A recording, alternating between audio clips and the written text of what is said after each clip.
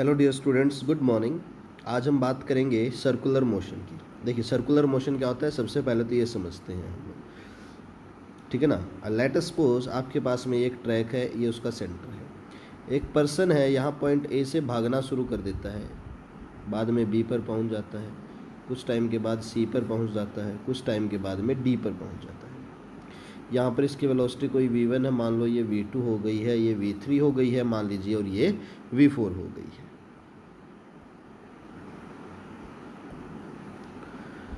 ठीक है। अब देखिए, इस फिक्स एक्सिस से इस पर्सन की जो डिस्टेंस है वो हमेशा क्या है, सेम है। इस फिक्स एक्सिस से इस पर्सन की डिस्टेंस ये हमेशा क्या है, सेम है, और ये है r, ये r है, ये भी क्या है, r है। तो जब कोई ऑब्जेक्ट किसी फिक्स एक्सिस से सेम डिस्टेंस के ऊपर मूव करता है तो हम कहते हैं कि वो सर्कुलर मोशन कर रहा है। हमारे पास में सर्कुलर मोशन के दो टाइप्स अवेलेबल होते हैं। एक होता है यूनिफॉर्म सर्कुलर मोशन और दूसरा होता है नॉन यूनिफॉर्म सर्कुलर मोशन। अब सर्कुलर मोशन को पढ़ने के लिए हमें कुछ एक फंडामेंटल टर्म्स का क्लियर होना ज़रूरी है।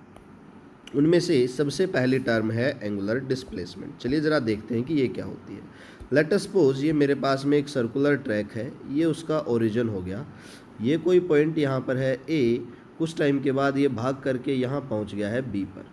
कोई पर्सन है यहाँ से, और ए से वो कहाँ चला गया, पॉइंट बी पर। तो अब जब ये पर्सन ए से पॉइंट बी पर गया है तो इसने एक एंगल क्या किया है, ट्रेस किया है।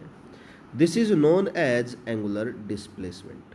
अब देखिए डेफिनेशन क्या कहती है, angular displacement is defined as the angle in radians through which a point और line has been rotated in a specific sense और a specified axis about a specified axis. तो यही क्या, देखिए एंगुलर डिस्प्लेसमेंट क्या है, एंगल इन रेडियंस, तो ये एंगल हो गया, थ्रू विच ये पॉइंट ए कह दो या ये पूरी लाइन ओ ए आपकी क्या हुई है, रोटेट हुई है एक स्पेसिफाइड सेंस में, और यहाँ पर सेंस क्या है, एंटी क्लॉकवाइज डायरेक्शन।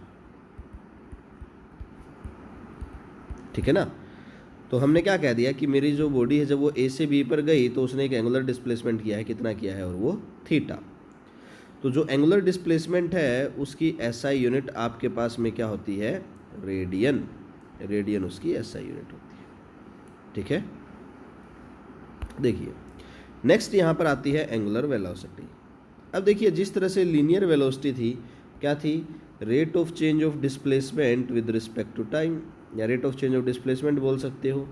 उसी तरह से एंगुलर वेलोसिटी क्या होगी, rate of change of angular displacement. अब इसने थीटा एंगल ट्रैवल किया लेट अस सपोज किसी टाइम टी में, तो एंगुलर वेलोसिटी क्या बन जाएगी, थीटा बाई टी। अगर स्मॉल की बात करें तो angular velocity is equals to D theta by D T. इसको हम रिप्रेजेंट करते हैं किससे, ओमेगा से। ये ओमेगा है, omega is equals to D theta by D T.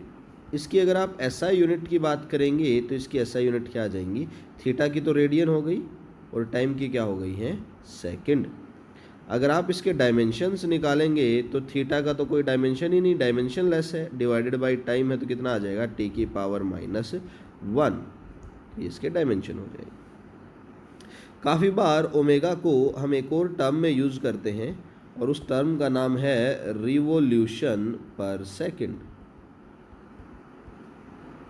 ठीक है। अब मान लीजिए कोई ऑब्जेक्ट है आपका, वो ए से चलना स्टार्ट करता है और घूम करके वापस ए पर आ जाता है, तो उसने कितना एंगल यहाँ पर ट्रेस किया है, आप कहेंगे जब उसने ए से चलना स्टार्ट किया, घूम करके वापस ए पर आ गया, तो 360 डिग्री का एंगल उसने ट्रेस किया है।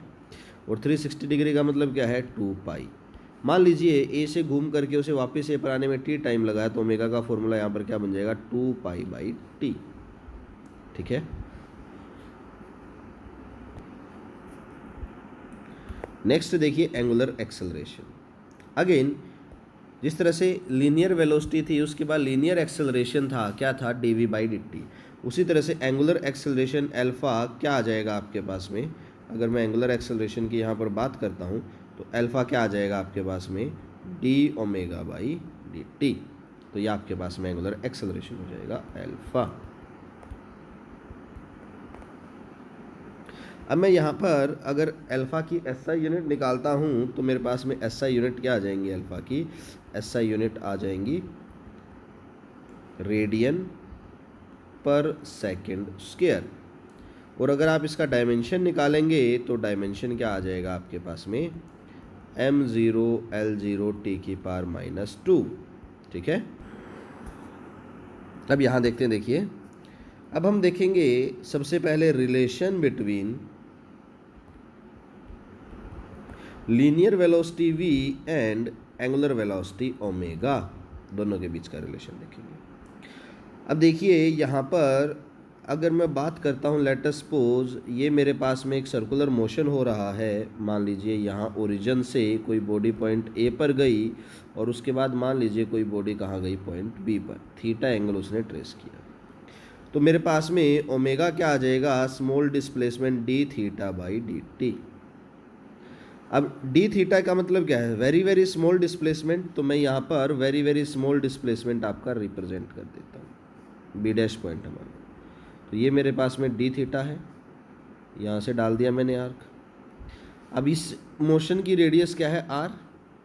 मैं क्या लिख सकता हूँ, because theta is equals to arc, let us suppose arc ये एस होगी, आर्क अपॉन में रेडियस, ये लिख सकता हूँ मैं, लिख दिया मैंने थीटा की जगह पर मेरी ये वैल्यूज़ पुट कर दी। तो देखिए मेरे पास में ओमेगा क्या आ गया, D by D T, theta की जगह पर रख दिया मैंने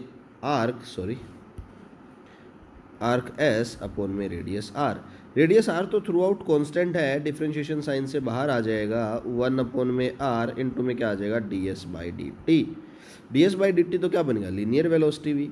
तो omega is equals to V upon में आर आ जाएगा, और यहाँ से V is equals to R omega हो जाएगा। पर ये सिर्फ क्या आया है, आपका मैग्नीट्यूड आया है।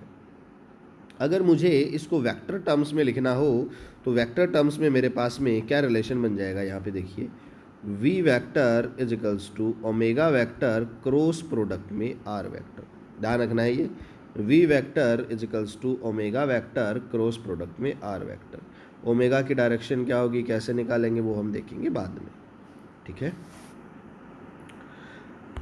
नेक्स्ट है मेरे पास में, नेक्स्ट की अगर मैं बात करूं तो नेक्स्ट है मेरे पास में रिलेशन बिटवीन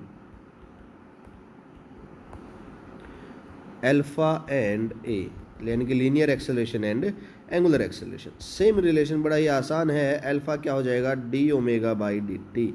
ओमेगा को तो अभी अभी हमने निकाला है, ओमेगा की वैल्यू क्या आई थी, वी बाई आर, यहाँ पुट कर देते हैं। तो D by D T into में क्या चला जाएगा, वी बाई आर। क्यों हो गया, because omega is equals to V by are.